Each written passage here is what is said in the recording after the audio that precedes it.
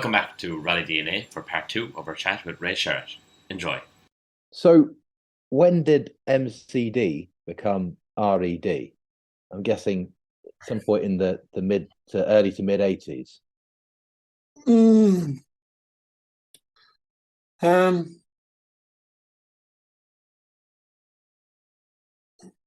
And the reason I ask is because I've always loved the red Sierra, the R.E.D Sierra 40. Oh, the color scheme, yeah. With the turbocharged DG, right?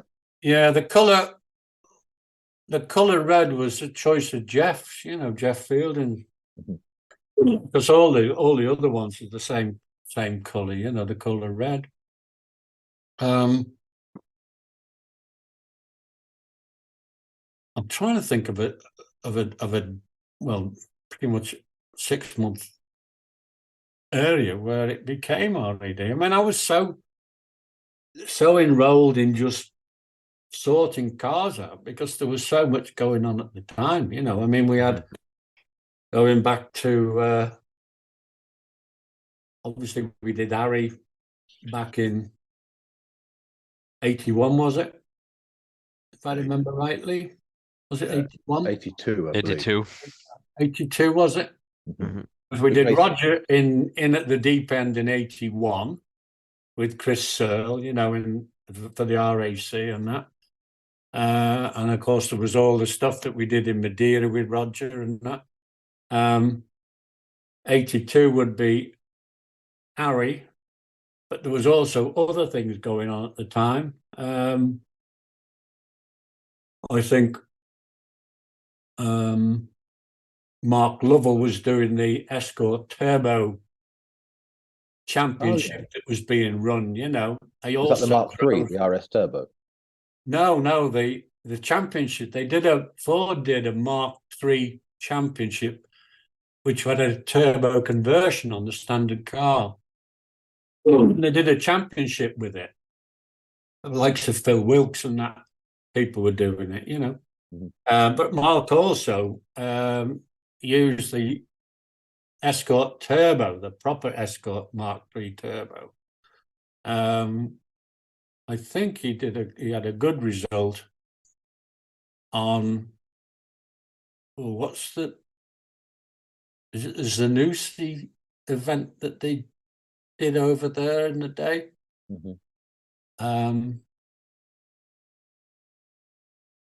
Back on the southwest coast. Started there.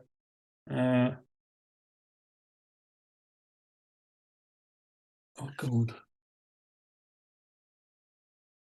I do remember reading some strong results for Mark Lovell in Mark III Escorts. To be fair, strong contenders. Yeah, he had a good result on that for the first event we did, and it was relatively early in the year, about February or very early March, And we did a couple of other events over there with the circuit and a few other things. But the damn thing kept torque steering and breaking shafts and stuff, We went over to do the circuit, and the gearboxes were assembled by somebody who I won't mention, and they had to be stripped over there and sorted because the gears were touching the cases and that, we worked actually. I'm very grateful to them at Robert Woodside's yard up in the north, Robert Woodside, and I think he actually won the circuit back in about 62 or 3, and I think Terry Harriman was with him on that event, But we used his yard, and he had like a museum there, and we were in the bottom part of the museum, We also used the same place when we went over to do the circuit with Ari, But as regards the R.E.D thing, Jeff wanted a catchy name for the company.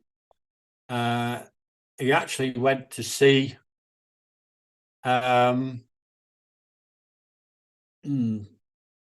Dave Richards from ProDrive before he started ProDrive, because obviously Dave was with Cigarette Rothmans, you know, and they were into the advertising side of it, you know, and Dave came up with this name, Rally Engineering Development, you know, and that was then obviously known then as R.E.D, or whether you want to call it Rally Engineering Development, you know. And that was the colour scheme that was devised, you know. I think the first cars probably to run in that event would have been the 4T, you know. The Mercure-bodied Cosy that we built, you know. Oh, was it actually a Mercure from America? Well, they were... Or was it an XR4i? XR4i was pretty much a Mercure body. Yeah. I think it was used over in America and called a Mercure, you know. Actually, what's his name? Raced it over here, didn't he? Rouse. Yes, yeah. He won the... Rouse. He raced the actual Mercure car, which had effectively a turbocharged Pinto lump in it, you know. Yeah, wasn't it the 2.3, is it the Lima engine or whatever it is? Something like that, yeah. So, it was a XR4i body. And I'd been speaking to John Wheeler from Boreham about building the car, you know, and he said it would be a good car because it's a nice, you know, it's a long wheelbase type car, you know. And I said, well, any help would do, John.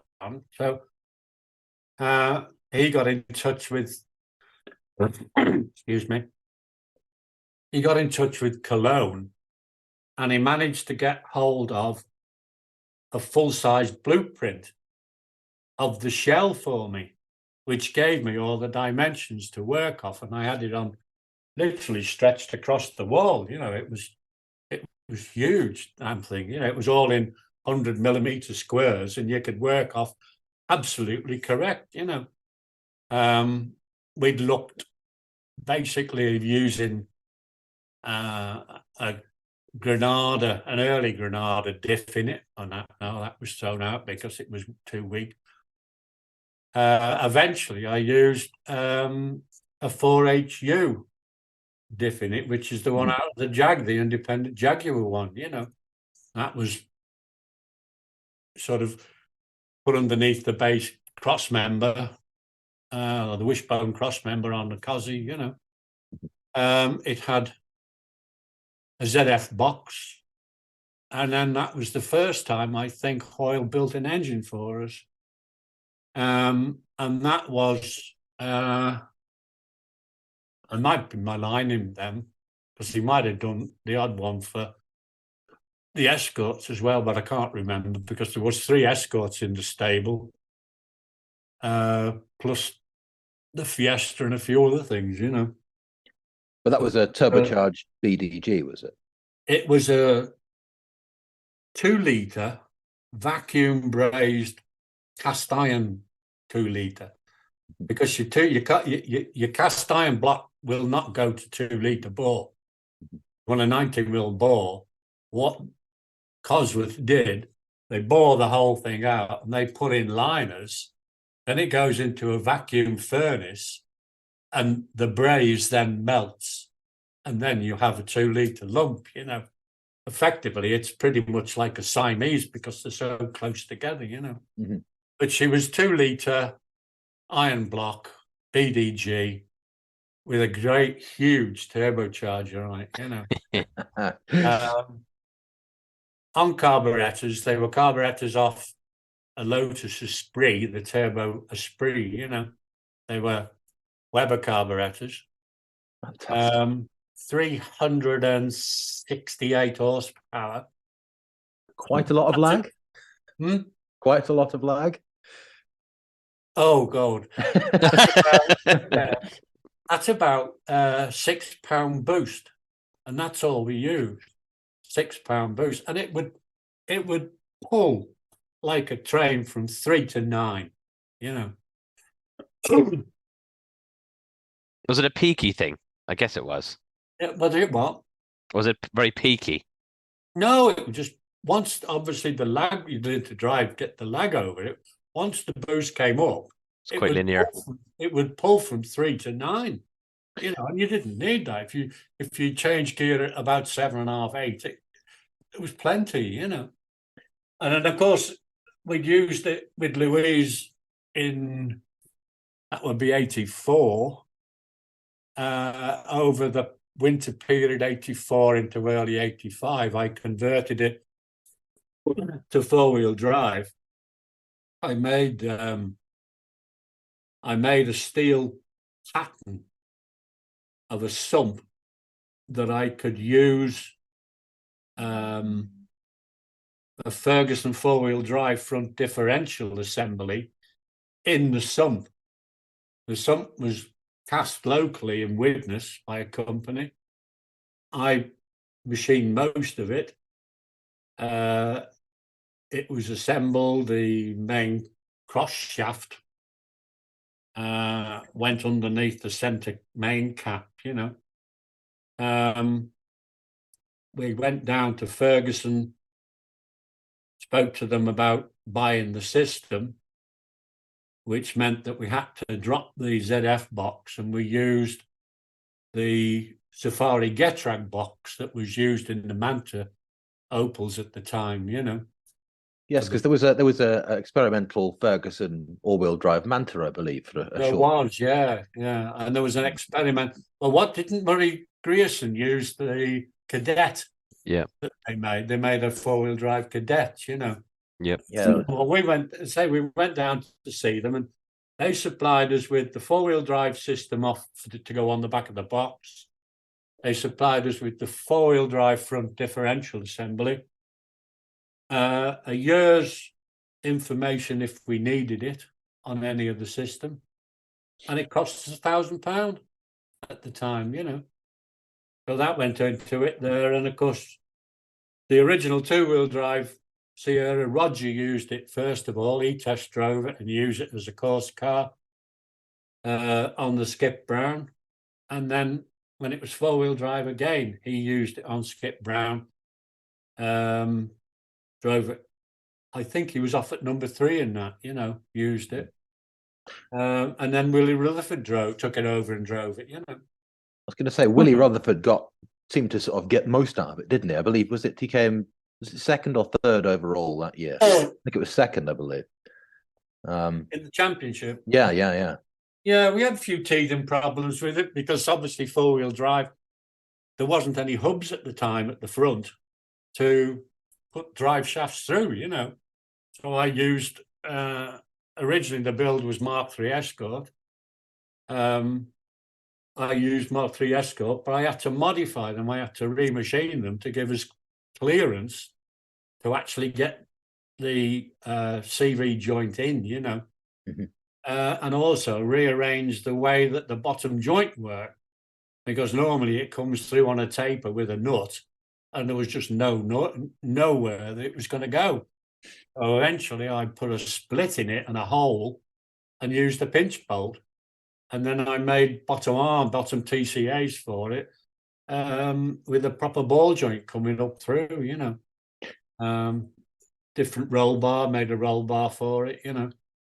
I mean, you really were, you know, leading the field in that respect. I've always been interested whether, because at this time, presumably Boreham were off doing their own thing, first with the RS 1700T and then the RS 200.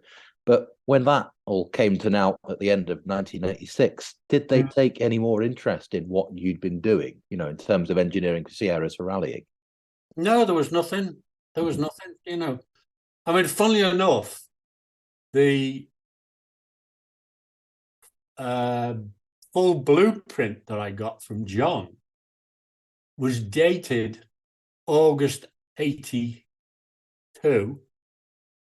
and that was four-wheel drive, turbocharged. Wow, that's the first year of Sierra production, isn't it, if I remember rightly?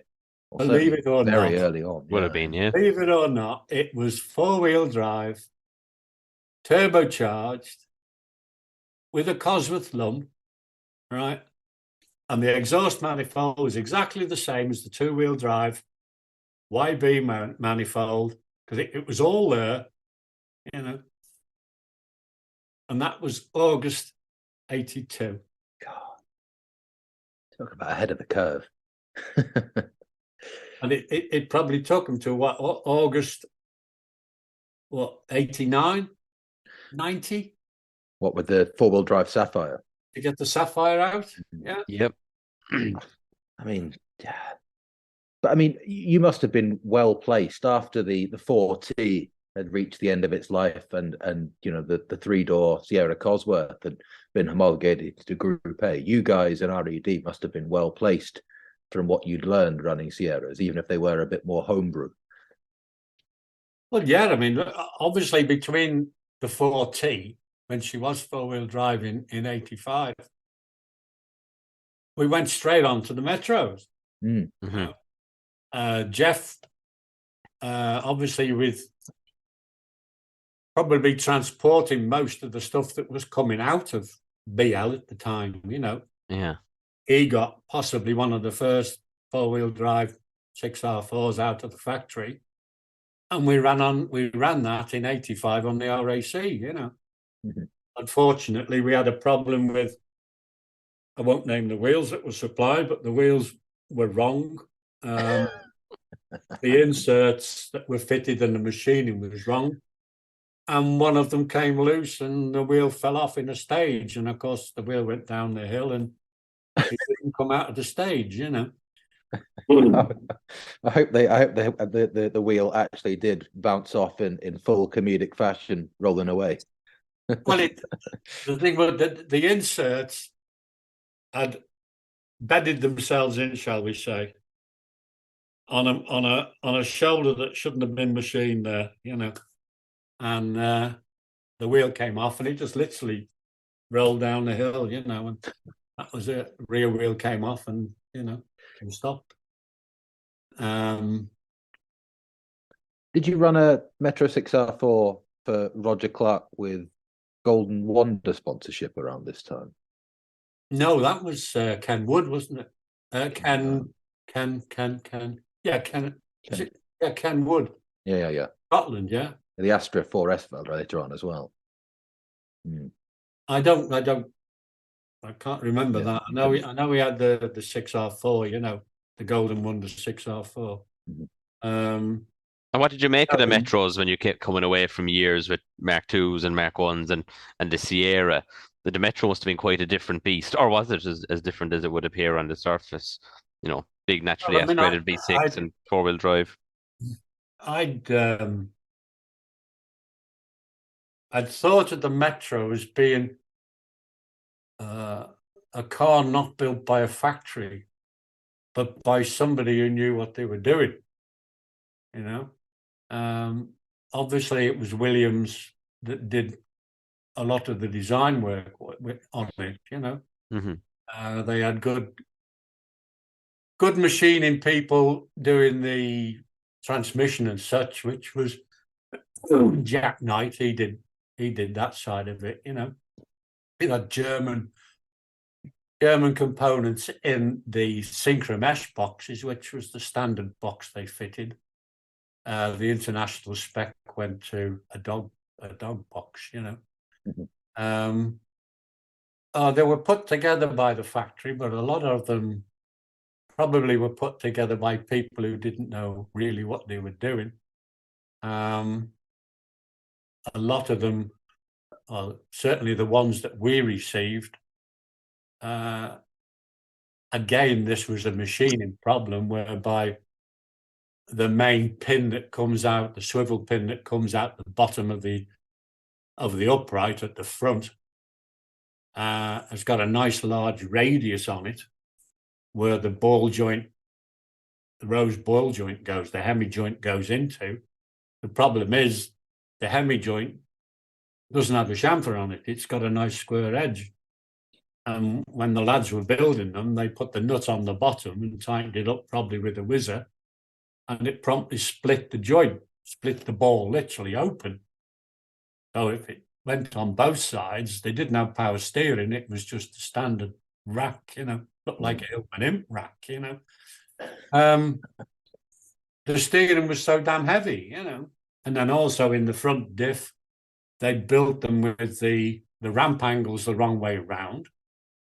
So the things just used to lock up. They were awfully built, because when you build a rally car, the whole thing is stripped totally back to a shell and you start again, But they were a very interesting project, They were a bit newty to build, especially the fuel tanks. They were a bit awkward to get in, folding this bag tank up to this little egg-shaped hole at the top, But I thoroughly enjoyed running them, thoroughly enjoyed running them. I met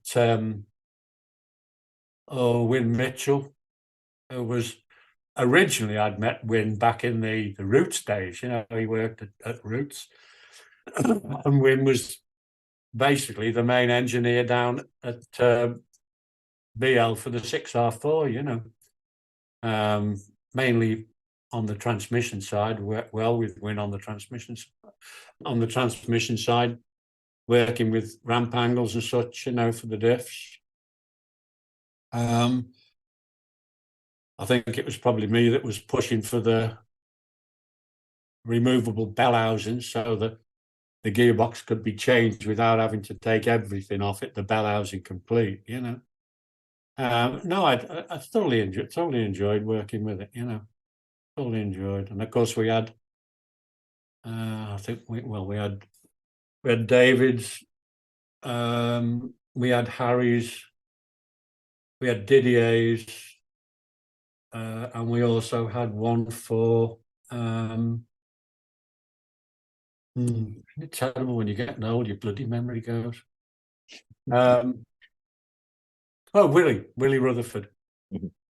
So we had Jeffs in so we had 5 in the stable at the time, plus about 4 body shells on top of a 40-foot container outside with all the spares in, And it must have been fun working with Didier Auriol at that point.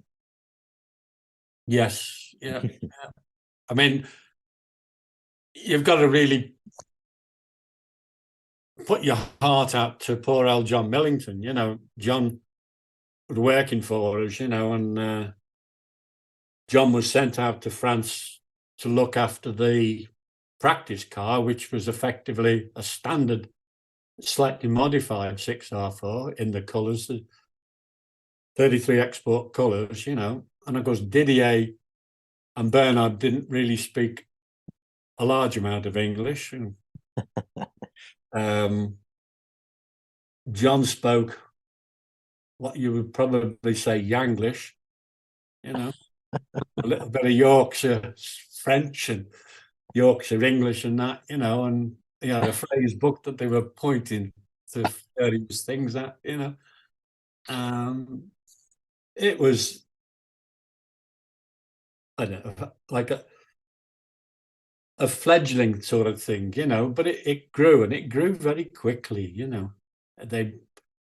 John got to know the crew very well. They got to know John very well. Of course, we went straight over after winning the circuit with David. We celebrated, and we were on a flight straight out to do the first event for Didier, which unfortunately he didn't finish because we had I think it was a rotor breakup in the dizzy cap or something, But after that, of course, it went better and better and better, and eventually although on the last event we had the only problem we had with a hub, we had a hub fracture, and the hub and the wheel came off. I mean, it's well known on YouTube what happened. He finished 9th on the event, but overall, because on countback, he actually won the championship, and that was his first French Rally Championship, Mm-hmm. Did Didier ever try and get you guys to convert the Metro to left-hand drive? I converted it. Yeah. Oh yeah, because I've seen pictures of it in right-hand drive still, but yeah, well, up until the event prior to Mont Blanc, Hmm. it was right-hand drive. And he said, he said, I'd like all the time, he said, I'd like it, excuse me, in left-hand drive, But there wasn't really the components around early on to do it, I mean, the steering rack was a high-ratio hydraulic rack, power rack, out of an Astra. That's what was used, Of course, you need a different rack. You need a left-hand drive hydraulic high-ratio Astra rack to do the conversion. So anyway, we did the last event prior to Mont Blanc, which he won, and I basically said to the management, I said, wouldn't it be nice to convert it for him? Don't tell him, and we take the car over, and he's got the left-hand drive car that he wanted, And of course, he finished the championship with that car, which is now in this country with Ian Donaldson,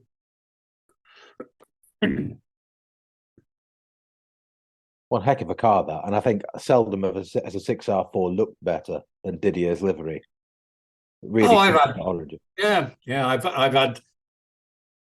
had arguments on the sites about which is the best looking car. Someone said Gollop's car. Well, you've got to look at that, and it's dark and drab, You can't have something better looking than the livery that's on that red car, Yeah, suited a Sierra as well. Yes, indeed. Yeah. Well, obviously, you come on to the Sierra. I mean, that was originally in 6R4 colour. In the 33 Export colours. Mm-hmm. But then, of course, the advertising of alcohol was banned in France after 87. Was it that early? That's why it went to Panache, which was a light green colour with a Panache label on the car, Yeah. And that was basically a shandy that was manufactured by 33 Export, So you could advertise shandy, but not beer. You could advertise shandy with a bit of alcohol. Yes, yeah. Fantastic. So when was it you moved over to the Group A Sierra? Would that be 87? 87, yeah. I mean, we were looking back in late 86, and we actually, Peter Katanak and I went over to the Lancia factory to look at getting hold of a Delta, Factory, obviously, very, very impressive. We were shown around the dyno rooms. They had 6 dyno rooms there, and because it was the old Abarth factory that the actual team were operating from, all the composites they were using were made by Aerospatiale, the helicopter company, which was obviously owned by Fiat, Lancia, whoever they are, And we were promised this, we were promised that. So we actually got hold of a Delta and we put a cage in it, and we were waiting for Jim to do the Mintex in it, and nothing arrived. So we were basically stuck with pretty much a standard Delta that Jim used on the event. Obviously didn't do a great deal with it, and that was the decision then. Well, okay, we're going with the Cosworth for Jim, So he just did in a standard 8-valve Delta then, was it? Basically a standard 8-valve Delta, yeah, with a cage in it. I guess Lancia had quite a few people trying to beat a path to their door at that point for Deltas. I would have thought so, yeah. Obviously, because we were not either Italian or German or whatever, Yeah. You needed to have paid them a little bit extra just to get to the top of the queue. Well, the manager certainly didn't take any folding out with him, you know. So Was that Giuseppe Auriol, was it? At the yes, time, yeah, yeah. Say no more. yes, yeah. Somebody you really don't want to get close to as well, you know. I have heard some stories. It wasn't very nice.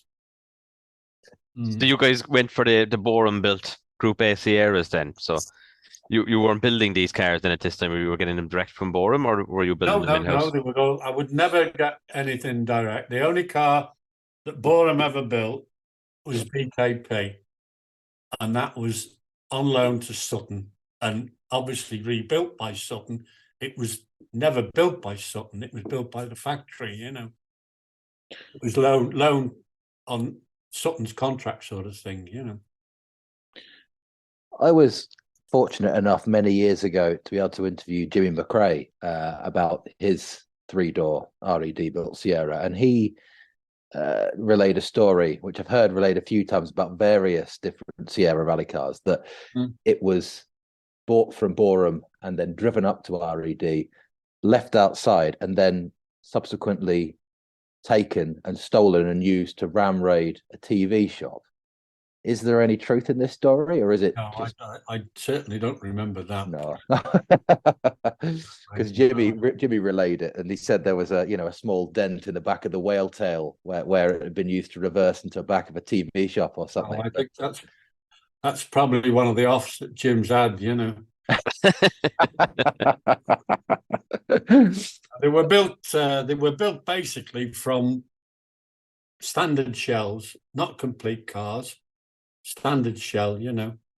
Because obviously half the stuff that's in a standard shell you're chucking out anyway, you know. And then built from components that were either converted or supplied by Borum, you know. Hoyle did the engines. I did the transmissions. I did the transmissions on all the stuff that we had, right through everything, you know. Back in the Metro days, a lad I used to know around here, mechanic, was interested in a job there, and I brought him in. I had him doing the transmissions. It got quite busy, so we had another lad there called Chalky Bob. Chalky was doing transmissions for us, and the other lad was driving the trucks at the time because he had a HGV license, you know. So he would take like the 6R4s over on the truck, and Chalky Bob would be doing transmissions and that, you know. All the other stuff from the Cozzies we were doing in-house. The only thing we didn't do in-house was done by FFs, which was the differential viscous coupling, you know. That was done by them. We did the gearboxes. The gearbox was a long shafted first motion shaft Getrag box. They factory supplied prop shafts as well, and strange thing about those is the prop shaft flange on the back of the box was for a lowbrow joint, and the joint at the back for the differential was a normal cross type joint, you know. Well, it mechanically doesn't work. It's just wrong. Anyway, I was told, well, fit it and we'll see. So we fitted it. I took it down the road and I couldn't believe the vibration that was happening, you know. And this was getting close to the event, the first Mintex coming up, you know. I said to Peter Katlanak at the time, I said, you can't use this. So I spoke to Mike Endine, who was the original, obviously extract man. I'd known Mike for donkey's years, you know. And I asked him, I said, if I send you some Ford rear diff flanges, will you respline them to suit this lowbrow flange that I'll send down for you? Oh, no problem. He said, no problem. So I ordered 10 from our local Ford dealer. They came within 2 or 3 days. I sent them down to Mike. He resplined them for me. We put those on the gearbox, which was a normal 4-bolt back end, same as the diff. We had the prop shafts modified, and that sorted the whole problem out, you know. I never understand why they would put a low brow and a cross in, you know. It's just crazy. What was it like working with Jimmy and Colin McRae in this period? Because they both did quite good things with R.E.D. Sierras, didn't they, in the late 80s? They did, yeah. Jimmy, typical of a very professional driver, you know, very calm, no real panics. Things happened in the day. Things went wrong. We got through it, you know. We won championships. First time out on the circuit with it, you know. He won 7 of those in total, didn't he? I believe 7 circuit of Ireland, something incredible, you know. Yeah. Colin got his first national championship in one of those Sierras, didn't he? Who? Colin got one of his first national championship in the Sierra. Yeah, he did. Yeah. There was so much going on there. You know, it's in here, but it's trying to get it out. You know, it's mind blowing. You know, the amount of work that was done really over 10 years. You know, Is there any truth in the story that you once changed a head gasket on Colin's Nova while at a party at their house? it's quite possible. Quite possible. I've been up there several times. You know, and I don't know. Maybe I don't. I can't say for sure, but it's quite possible. It was said to me by someone that you did, yeah, once do that while at a party. So yeah, maybe it was a good party. That's why you can't remember. No, it is quite possible. I mean, if it was to be done, it was to be done. When I left R.E.D, I did a little bit of mercenary work for Sutton at the time. I went over to I went over to Cyprus, then went to the Lebanon. This was for the Middle East, one of the Middle East champions. Mm-hmm. Mandu Kayat. Lebanon would have been pretty hairy in those days still. So,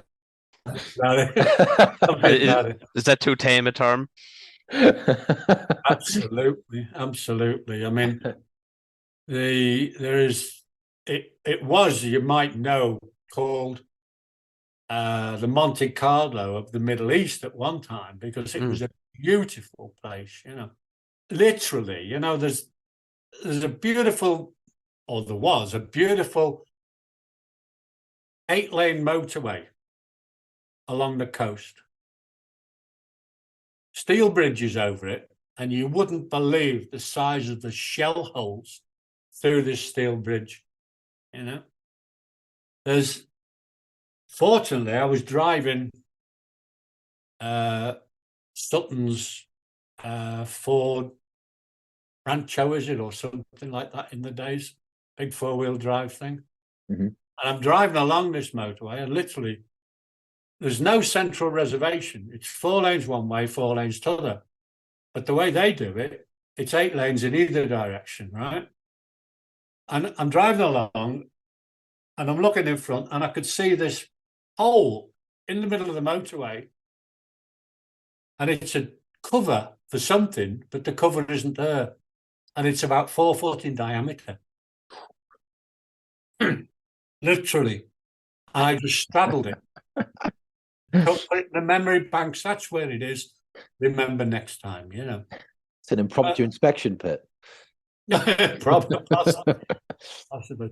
But you were going about head gaskets. I actually did a head gasket.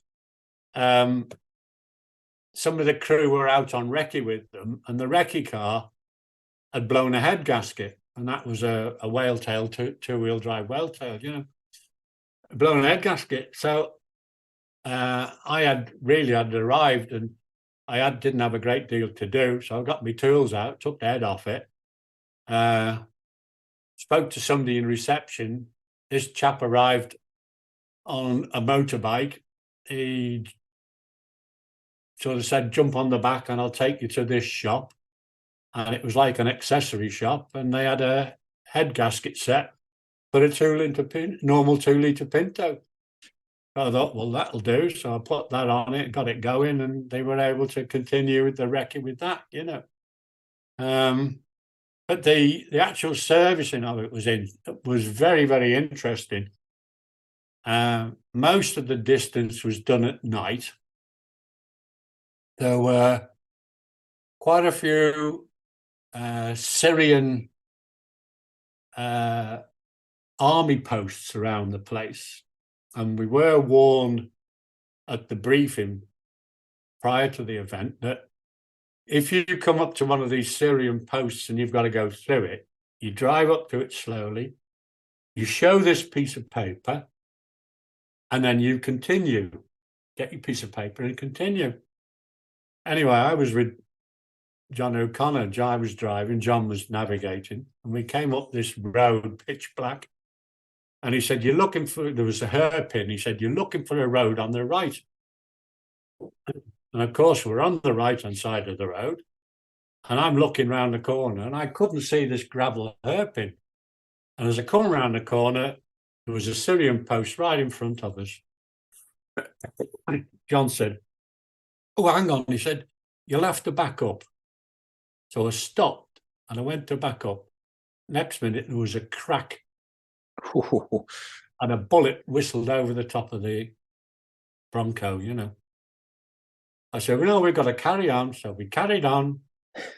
We came up to the post. I dropped the window. I handed the piece of paper to the chap. He looked at me. I mean, the gun was there pointing at me. And he just waved his finger, literally waved his finger at me. "Don't do it again," you know. Give me the paper. So we had to go through the post, come back round, stop again, give him the paper, and then find the slot and carry on, you know. That was up into, we'd come along the Becker Valley, the Becker Valley, you know, and that's a beautiful place to. There's obviously mountains on one side, on the Mediterranean side, and then you've got the mountains where Syria is, you know, and down the middle you've got the Becker Valley, and it's just green, beautiful place, you know. And then we were up into the cedar trees, in the mountains to come over the top to the next service and that, you know. Going back to the McRaes briefly, is it true that you're the one who welded the gate lock, the door lock, onto Colin McRae's Sapphire in 1990? Yes. Fantastic. Well, we started running Colin in a Group 1 car, you know, a Group N car. And there was all sorts of tales about, you know, they're pretty fragile and God knows what else. So my interpretation of the rules was, okay, you can't modify them in any way, really, that you can't see. So we got a car, I took the whole lot to bits, set it up to the suspension that I needed, rear toe, various things, front toe, front camber, but it was altered with heat, and it was heat treated to make it 30% stronger. And he nothing added, you know, beat the shit out of it, if you like. But it stood it, you know. But the problem was it was too fast because it's all standard equipment, big long gears, 150 mile an hour top speed, and that's when he crashed it on the Welsh. You know, he was trying to keep up with Jim in times. The A car is quick out the corners, it's got a very, very similar horsepower, probably more, but similar horsepower. But it's quicker out the corners because you're running a 5.1 diff, you know. Yeah, sure. Top of fifth in a Group N car is going to be 150 mile an hour in one of those. 50 mile an hour. And he must have been doing 150 mile an hour, 140 mile an hour when he put it off. You know? It certainly looks pretty secondhand in the photos you see. Yeah, I mean, he was, in actual fact, he was a very. I sat him in the Forest of A when we first ran him when the car went. He first tested the car, and he was so calm in the car. It was like being driven on a Sunday drive in the forest. I've tested with a lot of people, and a lot of them, to my mind, they're moving the steering wheel too much because you're upsetting the tyres at the front, the grip at the front. You don't need all this shifting, you know. It's got to be nice and cool, calm, like as if you were racing on a circuit, you know. You obviously got to move it a bit quick if the thing gets out of line a bit, you know. But you see a lot of them soaring at the wheel, you know, which to my mind, it's not the way to do it, you know. Fantastic. And from then, did you have a spell on Celica GT4s? Yes. Not true. Yeah. Onto the ST165s. Yeah, we were approached by not David Lapworth, because that was Program. I'm trying to remember. Sutton? No. He was a motorsport manager at Toyota at the time.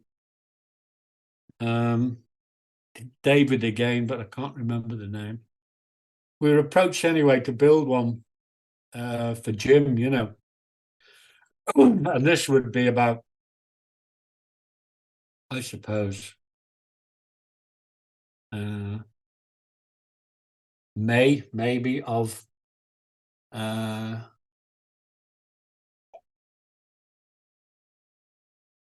would it be? 89, wouldn't it? Yeah, 89. And we received the shell and various parts and things. I went over to the factory. Had a good look around there. They were very, very helpful, unlike Lancia. We received a lot of parts. Of course, Jim didn't want it left-hand drive. They had obviously developed a high ratio rack left-hand drive, power rack left-hand drive for it. Was this TTE you were talking to at the time, was it? TTE, yeah. With it being a high ratio power rack, it's totally different to a standard rack. You can't take the rack and pinion out of a standard rack and expect the thing to be strong. Because to make it high ratio, you've got to make a bigger diameter pinion. And to do that, you've got to take material off the rack. So the rack then becomes thinner and weaker. So what you have to do is you make a new casting using the base tubes and various things. You make your new rack and pinion, and your new casting is machined offset. So it offsets the pinion to make the rack stronger. Of course, they had a left-hand drive, but they didn't have right-hand drive. So I said, well, have you got the left-hand drive blueprint? And I could make one from that. So they let me have the left-hand drive blueprint. I had it mirror imaged. I had people do various patterns and castings for me, had it machined, built the rack myself, built several spurs. Of course, then we had a high ratio right-hand drive rack for it, you know. TTE supplied all the parts, very, very good parts. I've still got a fair amount of parts and things for it here, you know. A lot of trick stuff as well. within the regulations, you know. Most of it made in Germany, thick bolts and things. It went together. I'm trying to think of the gentleman that built the engine. Ex Miniman, actually. What would it be? It'd be 8-port aluminium mini heads that he made back in the day. Place south of Birmingham, where his place was, out in the sticks, you know, interesting workshop. Right next to where he sat at his office, the dyno was just there, you know, at the side of the building. They built the engine. Obviously, it was extract transmission and things. The factory had odd problems with the transmission, in as much as casings were cracking in different places. They'd also had crankshaft break as well. And of course, Group A, you're not allowed to change the crank, you know. They did sort that problem out. We did the first event, which was the Audi Sport with Jim and Rob. He was getting used to the car. We had a service in Newtown, I believe, and a car park there. Took the guard off it, had a good look round, and there was quite a severe crack at the bottom of the bell housing. And as the factory had a lot of cracking problems in testing, I decided, well, I asked the management at the time, I think we should pull out, just to show them, you know, this is a problem and it's got to be sorted prior to the RAC, you know. So Jim was in agreement with it, you know, the car's got to be reliable for the RAC. So we pulled out and the car was redone for the RAC. I'd been down to see the engine builder. Noticed that on the bench, nice blue sheets out with the mains and the shells and various things set up, you know. And it was one of these typical modern engine where the shell is a plain shell in the main bearing housing, in the cap, you know. Anyway, the engine was built, it was dynoed. I have the figures, and still got the figures here for it.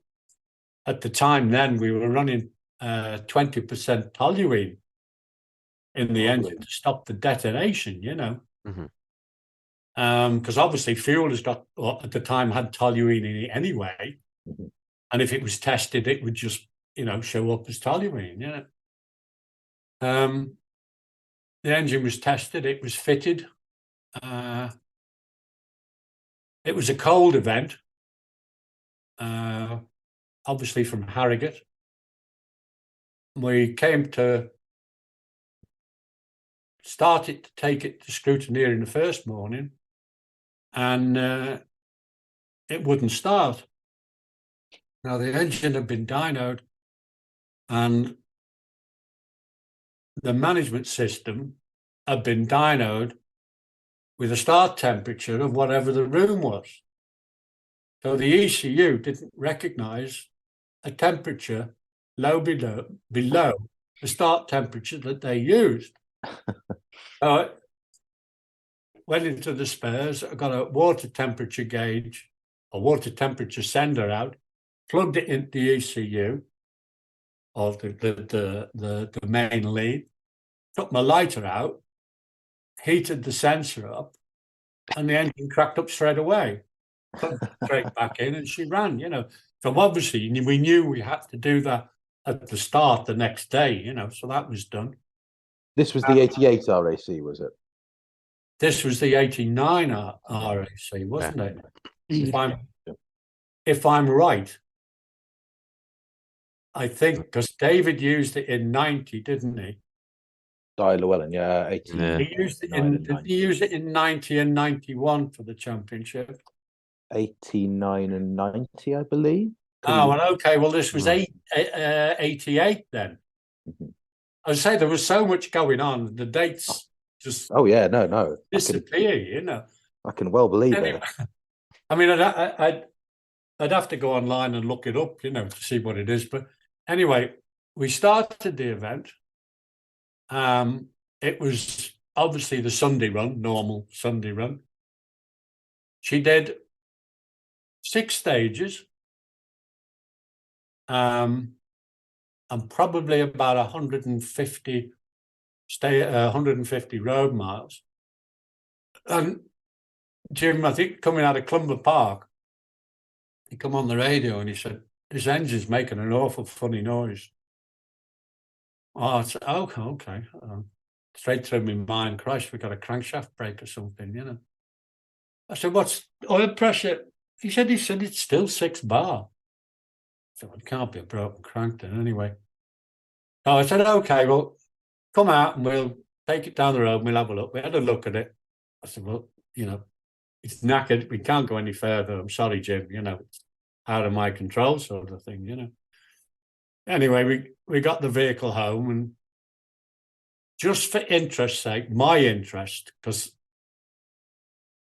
it went back to looking at those shells on the workbench on the blue piece of paper. I said to the lads, "Take the engine out, get the sump off, pull the caps off and let me have a look."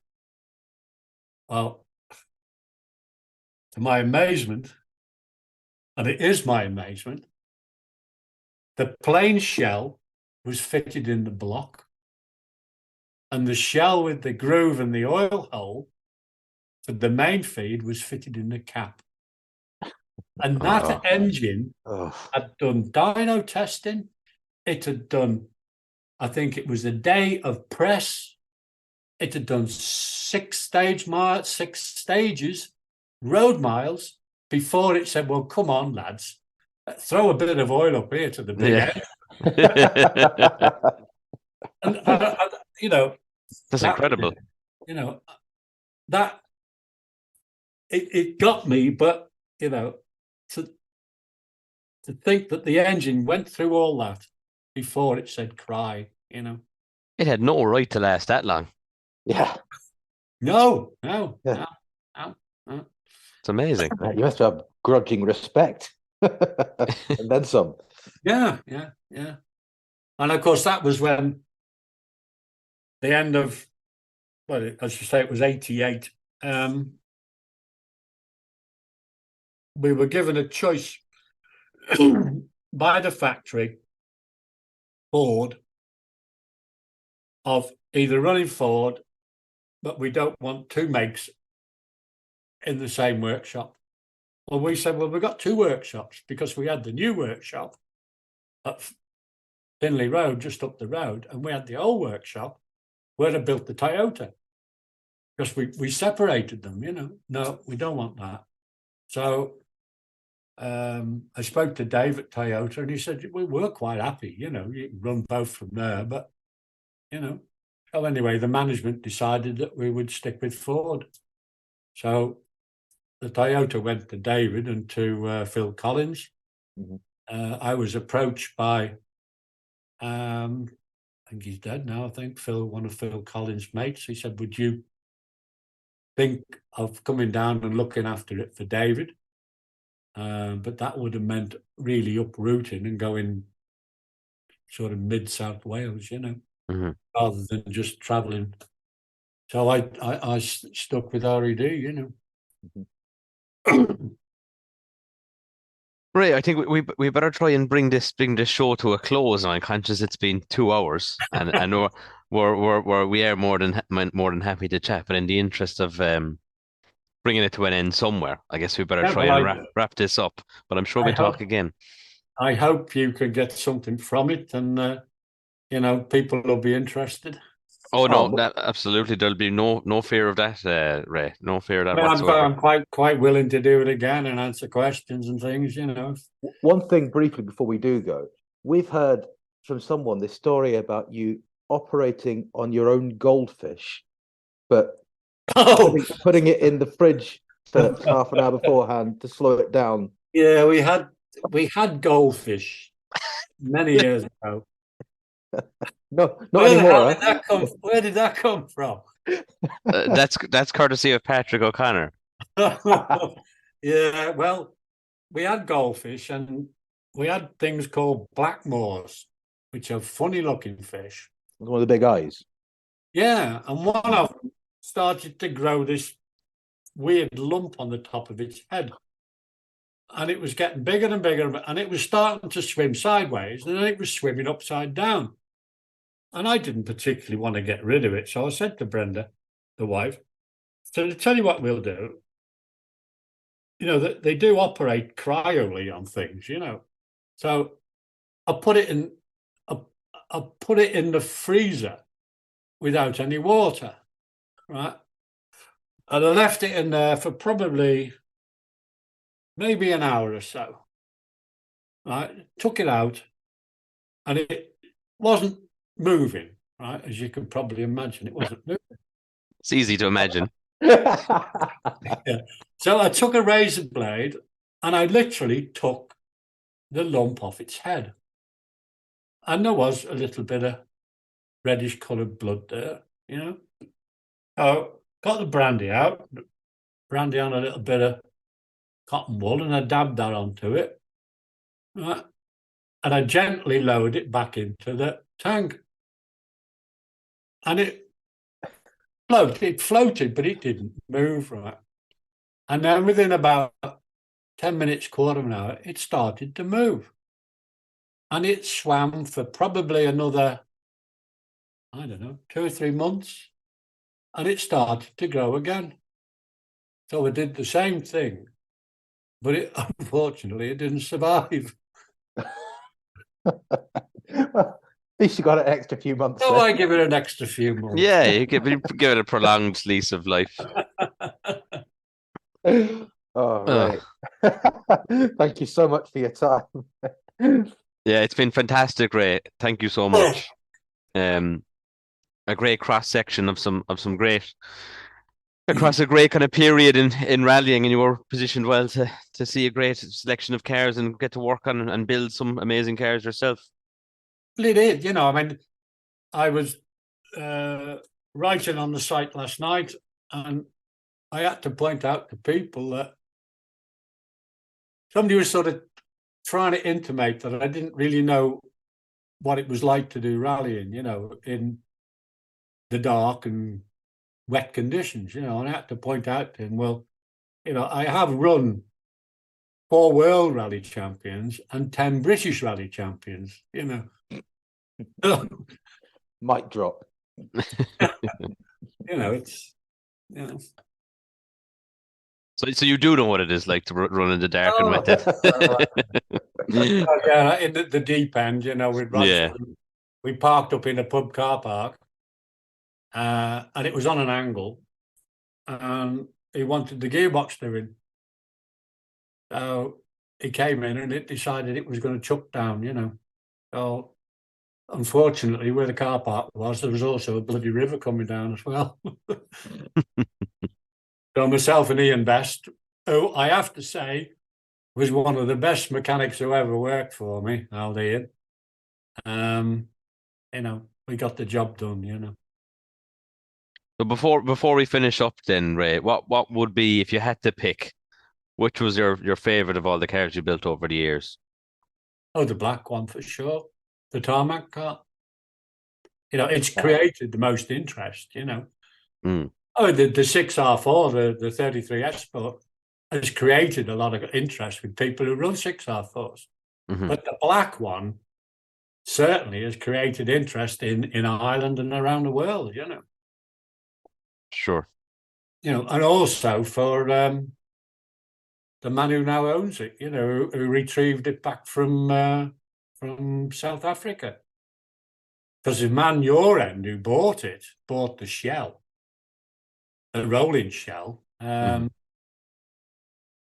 Oh God, what was his name? Big thick set lad, used to rally. No, name's gone.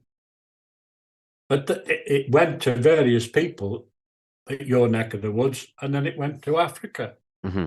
And Jason Lepley, who you've probably heard about, he's doing all this restoration stuff. Jason bought it, and he contacted me and he said, "Have you got any pictures, information on the build?" So I supplied him with a load of pictures that I've got, all the information on the build. And he actually got Dave Wild, engine builder Dave Wild, to build him an engine for it, the same spec, Brilliant. What a car. Jason Lepley had the Sierra for the 4T Sierra as well, or he found that He did, somewhere. he found it. Found that. Yeah, he found that too. Yeah, that chap was in touch with me as well. I Okay. sent him a load of information. He lives down Exeter, I think it was. I love that car. I'd like to see that again. Yeah, it'd be nice to see that out and about. Used to get off the line a bit rapid, I tell you, because if you held it on the handbrake and used the clutch and the throttle and pull the boost up to maximum 6 pound boost, it went off the line like a scalded cat, I bet.